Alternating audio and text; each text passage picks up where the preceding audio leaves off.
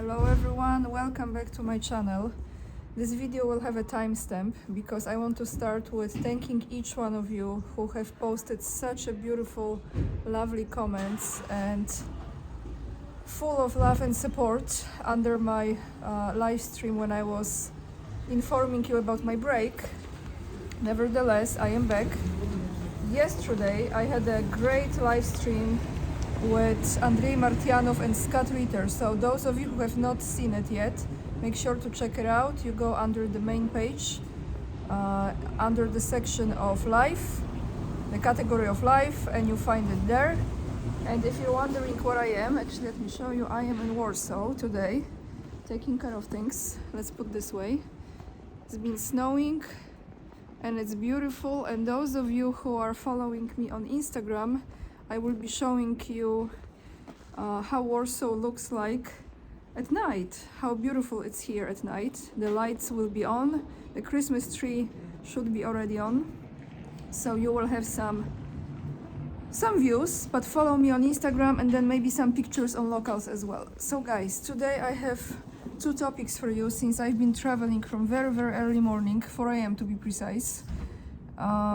I want to give you an update about what's happening with Polish government and Polish Prime Minister, the one and only Pinocchio, Mateusz Morawiecki.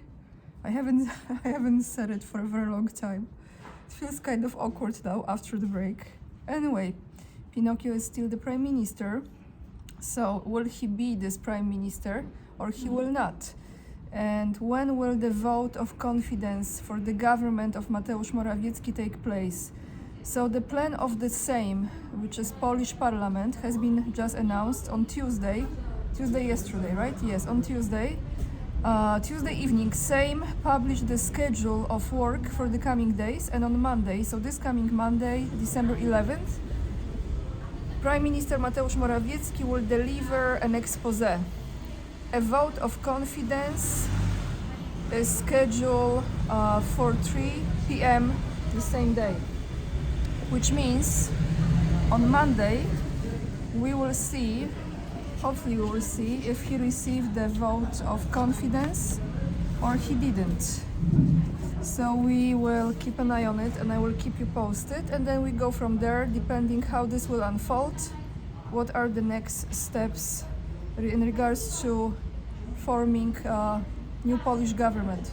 As I told you before, there are not many people who are willing to participate in this experience with Pinocchio. So, like I said, they are buying time. It's actually convenient because time is working on their behalf, in my opinion. But the second topic that has been going on, and I have reported on this before I went on my break. Sorry guys, I get distracted. That is about Polish carriers on the border with Ukraine. You remember I told you what's going on there, and this has been going on for several weeks now. There have been reports from the Polish drivers, those truck drivers, those drivers that work very hard actually, who are standing in that line, and they were telling people how they have been attacked from the Ukrainian side, on the Ukrainian side, how they have been afraid, for their lives, and it's been very serious, very intense, very dangerous situation there. But this protest is still going on, as I'm aware, and I will read you some of the summary here and also some of the updates in regards to this, because I think the date was set to end, I think, a day ago or something like this, but as I'm aware, they are still protesting because whatever they are trying to achieve has not been achieved yet. They haven't accomplished those demands. So Polish carriers have been protesting at the border with Ukraine since the beginning of November, effectively making it difficult for Ukrainian trucks to enter Poland. The case is already in the EU. The Minister of Infrastructure has presented a draft amendment to the act that would solve the problem. Carriers are protesting because, for example, they do not agree to compete with Ukrainian companies that carry out transport at lower rates. Ukrainians can afford lower prices because, for example, doing business in Poland is much more expensive than in Ukraine. In the exceptional situation of the war, Ukrainian trucks are also subject to relaxed requirements for the transport of goods within the European Union. So they have much more benefits and privileges, as we know.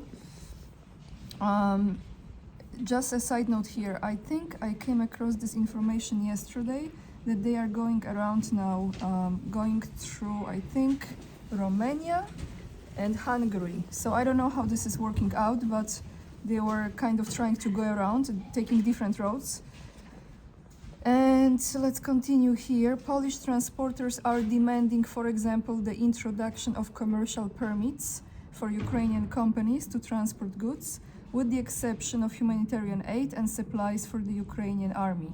The suspension of licenses for companies established after the outbreak of the war in Ukraine, and the introduction of inspections.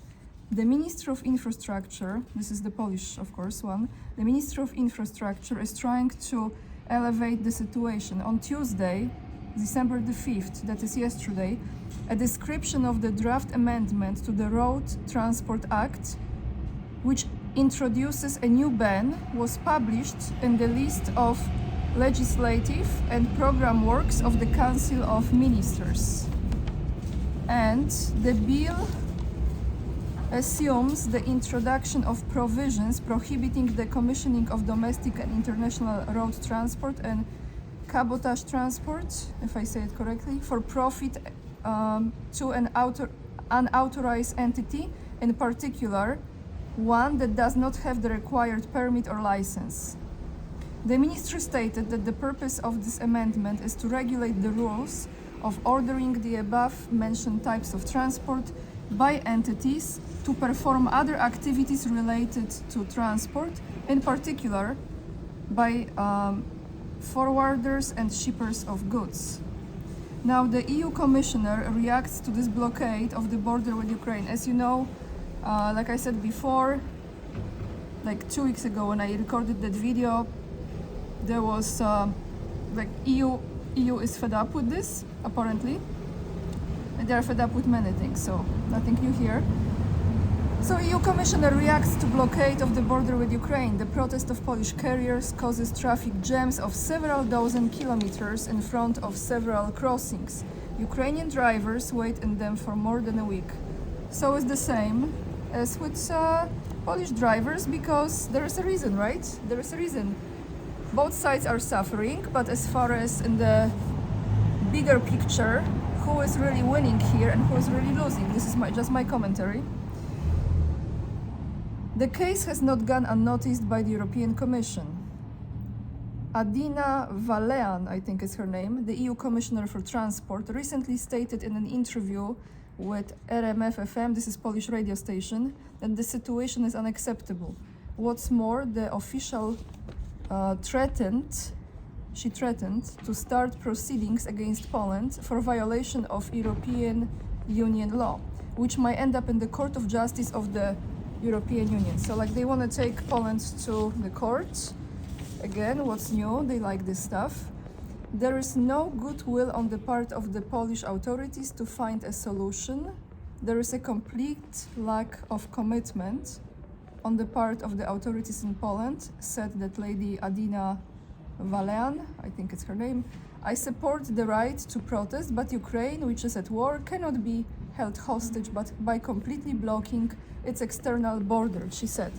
So this is how the situation looks like at this moment, which hasn't been solved yet. They are still trying to figure out what will be there, the final result. What I know for sure, that there have been a lot of very dangerous situations with those drivers, and Polish drivers especially. They have been attacked by large groups of Ukrainians who are damaging, destroying the cars, and not fun at all, you know. So we see how this goes, guys. I leave you with this. Thank you so much for being with me, for still following me, for being my subscribers, for hitting this like, for watching the videos. I'm going to take a long walk now to my favorite park in Warsaw, Łazienki Park, and enjoy this day, you know. I will record some clips for the Instagram so you can see how beautiful Warsaw is at night. And that's it. Lots of love, everyone. And remember, we are the leading edge and we are saving humanity. Bye, guys.